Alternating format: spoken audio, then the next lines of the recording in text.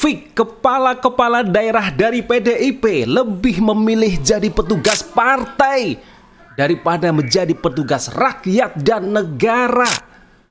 Terus taat sama presiden. Luar biasa memang pengaruh dari ketum PDIP, instruksi dari Megawati Soekarno Putri. Jelas-jelas ini menggambarkan bagaimana sosok Megawati.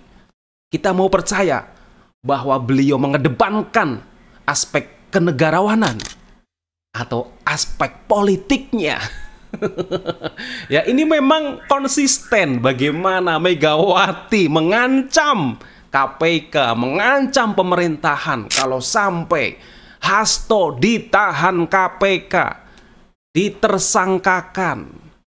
Mereka masih terus menggiring opini, menuduh bahwa kasus Hasto adalah kasus politik.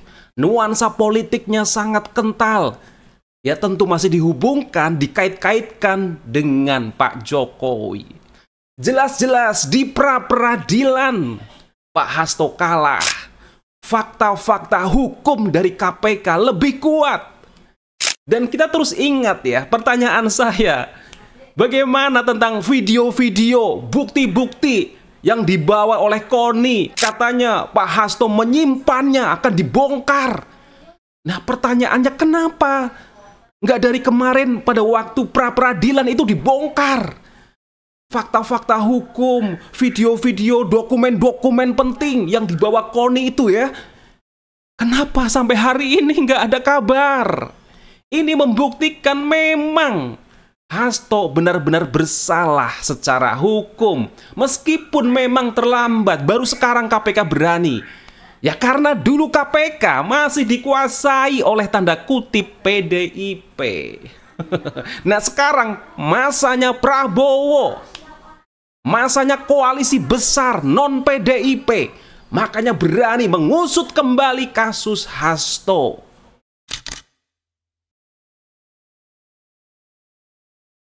Nah, ini luar biasanya. Kita akan melihat bagaimana nanti ya rakyat akan menghukum PDIP. Bahwa kepala-kepala daerah yang diajukan oleh parpol PDIP itu hanya setia, loyal terhadap partai.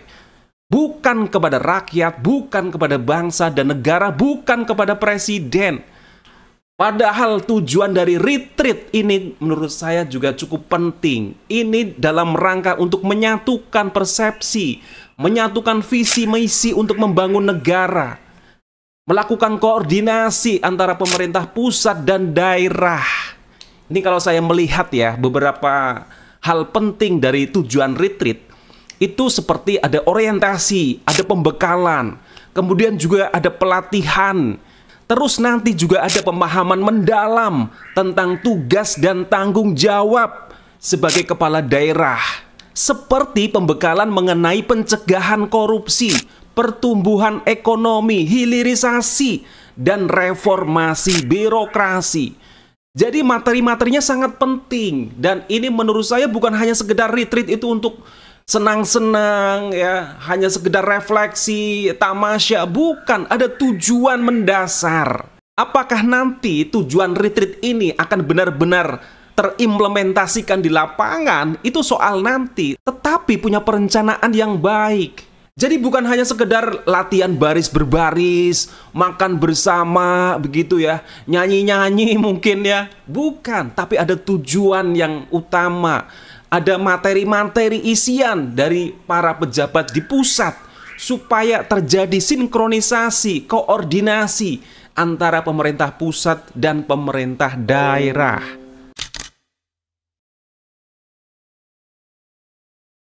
Dan saya melihat instruksi Megawati yang menunda para kepala daerah dari PDIP untuk mengikuti retreat yang sudah dianggarkan, yang sudah direncanakan oleh Presiden Prabowo, ini sebagai blunder, bumerang, senjata makan tuan.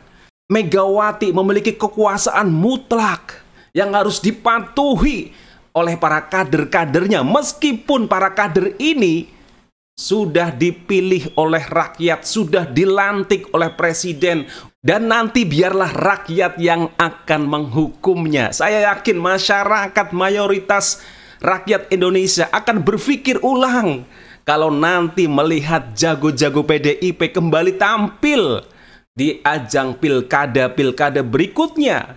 Karena sesungguhnya para kader PDIP ini lebih taat kepada ketumnya daripada kepada bangsa, rakyat, presiden yang jelas-jelas menjadi atasannya. Dan saya yakin pemerintah pusat akan mencatat kepala-kepala daerah yang membangkang tidak mau ikut retreat ini. Ini soal nanti bagaimana kepala daerah bisa mengakses dana-dana pusat. Karena sampai saat ini daerah-daerah sangat-sangat tergantung dengan anggaran dari pusat. Dan ini saya membayangkan bagaimana Jokowi dulu di awal-awal pemerintahannya. Sejak menjadi wali kota, gubernur, presiden, pengaruh di belakang Pak Jokowi, Megawati, dan elit-elit PDIP yang lain begitu intervensi kepada Pak Jokowi. Nah, makanya Pak Jokowi ingin keluar dari itu semua. Dan dia memilih bagaimana untuk mengabdi, untuk fokus membangun rakyat, membangun bangsa yang lebih baik.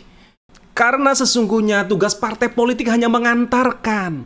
Dia hanya menjadi peserta pemilu. Tetapi setelah kader-kader ini dipilih oleh rakyat, maka parpol ya sudah selesai tugasnya. Ya cukup memberikan pengawasan, kontrol, itu penting juga.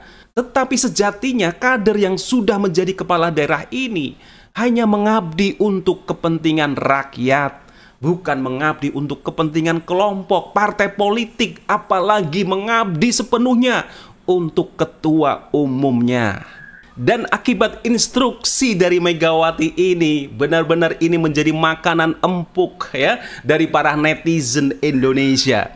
Coba kita melihat ya komentar-komentar netizen atas instruksi Megawati yang melarang kader-kadernya mengikuti retreat di Magelang atas perintah Presiden Prabowo. Nih ya, rakyat semakin tahu dan jelas kualitas dan watak Mega yang sesungguhnya.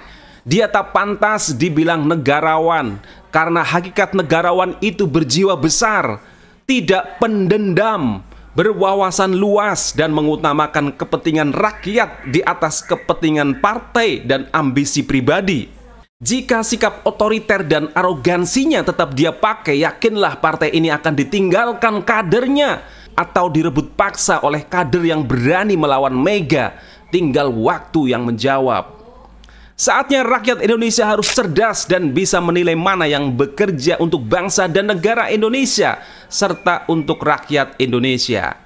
Saya tidak bisa membayangkan ke depannya setelah menjabat kepala daerah.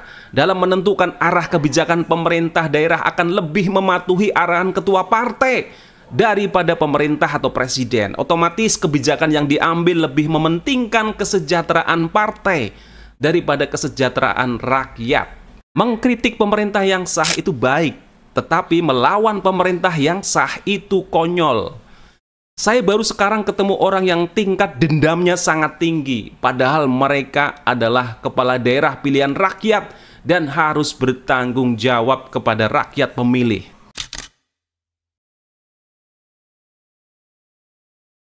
Nah, ini netizen berbicara. Megawati dianggap pemimpin yang pendendam.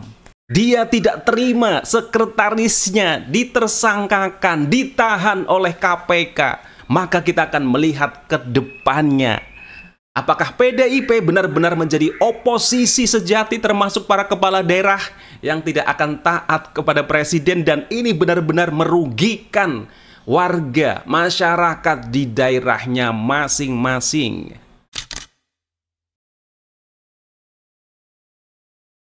Dan sekaligus instruksi dari Megawati Soekarno Putri ini juga kontraproduktif. Tetap saja nyata-nyata ada kepala-kepala daerah dari kader PDIP yang ikut retreat, tetap taat kepada Presiden Prabowo.